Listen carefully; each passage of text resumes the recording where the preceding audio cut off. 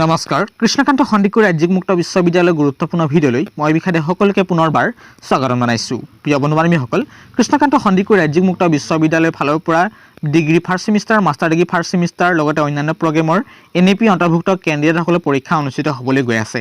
তেখেতলোকৰ ইতিমধ্যে এক্সাম প্ৰণালী সম্পূৰ্ণ নতুন হয়। এই নতুন এক্সাম প্ৰণালী তেখেতলোকে কিমানৰ ভিতৰত কিমান মাৰ্কছ পালে পেপাৰখন ক্লিয়াৰ কৰিব পাৰিব বা ছাবজেক্টটো পাছ কৰিব পাৰিব, এইটো যে লেটেষ্ট ইনফৰমেশ্যন দিব বিচাৰিছোঁ। অৰ্থাৎ আপোনালোকৰ 70ৰ ভিতৰত কিমান নম্বৰ পাব লাগিব আৰু 50ৰ ভিতৰত কিমান নম্বৰ পাব লাগিব, তাতৰ ভিতৰত কিমান নম্বৰ পাব লাগিব, 100ৰ ভিতৰত কিমান নম্বৰ পালে আপুনি পেপাৰখন ক্লিয়াৰ কৰিব, এইটো যে লেটেষ্ট ইনফৰমেশ্যন দিব বিচাৰিছোঁ। চাওঁ আহকচোন আজিৰ গুৰুত্বপূৰ্ণ লেটেষ্ট ভিডিঅ'। ইতিমধ্যে আপোনালোকে গম পাইছে আমি কোনটো বিষয়ত আলোচনা কৰিব বিচাৰিছোঁ আৰু লগতে আপোনালোকে নিশ্চয় ইতিমধ্যে আপোনালোকৰ নিজৰ এডমিট কাৰ্ডটো ডাউনলোড কৰিছে আৰু ডাউনলোড কৰি আপোনালোকে যিটো চেণ্টাৰত আপোনালোকৰ এক্সাম হ'ব সেই এক্সামৰ চেণ্টাৰটো ইতিমধ্যে গম পাইছে যে আপোনাৰ সেই চেণ্টাৰতে এক্সাম অনুষ্ঠিত হ'বলৈ গৈ আছে। গতিকে সেইখিনি কথা আপোনালোকে জানে আৰু কথা হ'ল যে তেখেতলোকে এখন পেপাৰত কিমান মাৰ্কছ পালে পাছ কৰিব, যিহেতু নিৰ্ধাৰিত এটা নম্বৰ থাকিব, সেই নিৰ্ধাৰিত নম্বৰটো কিমান, অতি প্ৰয়োজনীয় প্ৰশ্ন উত্তৰ দিবলৈ চেষ্টা কৰিছোঁ। গতিকে অনুৰোধ কৰিছোঁ প্লিজ ভিডিঅ'টো স্কিপ নকৰাকৈ চাই থাকিব। গতিকে এখন ছাবজেক্টত পাছ কৰিবলৈ হ'লে কৃষ্ণকান্ত সন্দিকৈ ৰাজ্যিক মুক্ত বিশ্ববিদ্যালয়ৰ পৰা 100ৰ ভিতৰত কিমান মাৰ্কছ পালে আপোনালোকে এখন পেপাৰ আপুনি পাছ কৰিব পাৰিব, পেপাৰখন ক্লিয়াৰ কৰিব পাৰিব, অতি প্ৰয়োজনীয় উত্তৰ দিম। গতিকে ভিডিঅ'টো শেষলৈকে চোৱাটো আপোনাৰ দায়িত্ব আৰু কৰ্তব্য।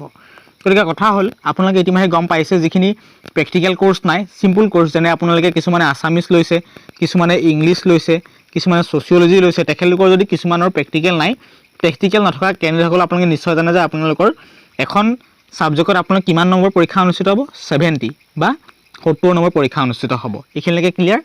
তাৰপাছতে আপোনালোকৰ 50 নম্বৰ আপোনালোকে ইতিমধ্যে হোম এছাইনমেণ্ট লিখি নিজৰ ষ্টাডি চেণ্টাৰত জমা দিছে আৰু এইখিনি আপুনি জানে। গতিকে কথা হ'ল যে 50ৰ পৰা আপোনাক কিমান কাউণ্ট কৰা হ'ব, মাৰ্কছ অনলি 30 নম্বৰহে কাউণ্ট কৰা হ'ব। গতিকে এইখিনিতে এটা কথা মনত ৰাখিব যে আপোনালোকে বাধ্যতামূলক 30 নম্বৰ পাবই লাগিব তেনেকুৱা কথা নহয়। গতিকে 30ৰ ভিতৰতো 30ৰ ভিতৰত এটা লিমিট মাৰ্কছ আছে। এই লিমিট মাৰ্কছটো জানেনে? যদি নাজানে ভিডিঅ'টো শেষলৈকে চাব।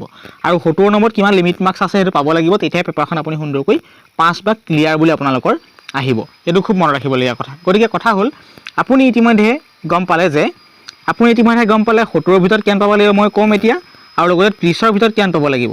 গতিকে ইতিমধ্যে আপুনি 50 নম্বৰ হোম এছাইনমেণ্ট দিছে, সেই 50 নম্বৰ হোম এছাইনমেণ্ট দিয়াৰ পৰা আপোনাক অনলি 30 নম্বৰহে কাউণ্ট কৰা হ'ব। গতিকে 30ৰ পৰা আপুনি কিমান পাব লাগিব, 30ৰ ভিতৰত কিমান পালে পাছ, আপুনি 30ৰ ভিতৰত আপুনি 11 পাব লাগিব, 11 পাব লাগিব।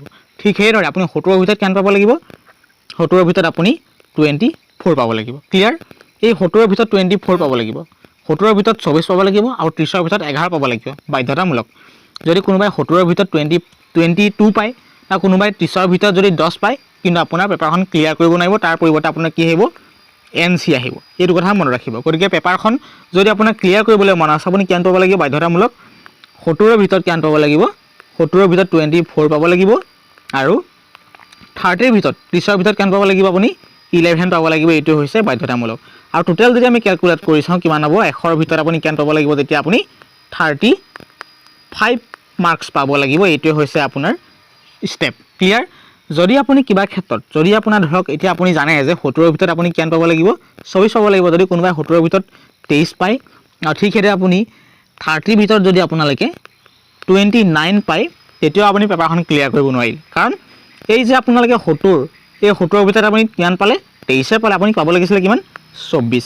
ক্লিয়াৰ? গতিকে কথা হ'ল যে কথাখিনি মনত ৰাখিব, কাৰণ এই কথাখিনি এইবাবে কৈছোঁ কাৰণ আপুনি পৰীক্ষা দিবলৈ গৈছে, এইখিনি কথা জানিব লাগিব, তেতিয়া আপুনি পেপাৰখন ক্লিয়াৰ কৰিব পাৰিব।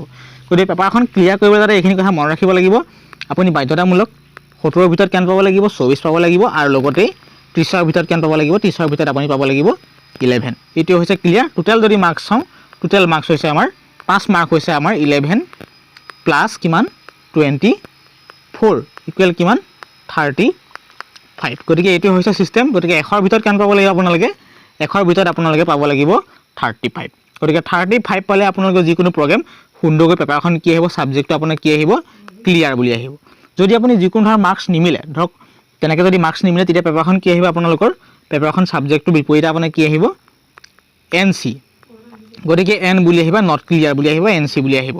এইটো মই এতিয়া ক্লিয়াৰ। এইটোৱে হৈছে গুৰুত্বপূৰ্ণ ইনফৰমেশ্যন। গতিকে ভিডিঅ'টোৰ পৰা যদি অন্তত উপকৃত হৈছে নিশ্চয় প্লিজ ভিডিঅ'টো বন্ধুবৰ্গলৈ শ্বেয়াৰ কৰিব আৰু চেনেল যদি প্ৰথমবাৰ চাই আছে সকলোখিনি আপডেট পাই থাকিলে আমাৰ চেনেল লাইক কৰিব আৰু চেনেলটিক ছাবস্ক্ৰাইব কৰিব।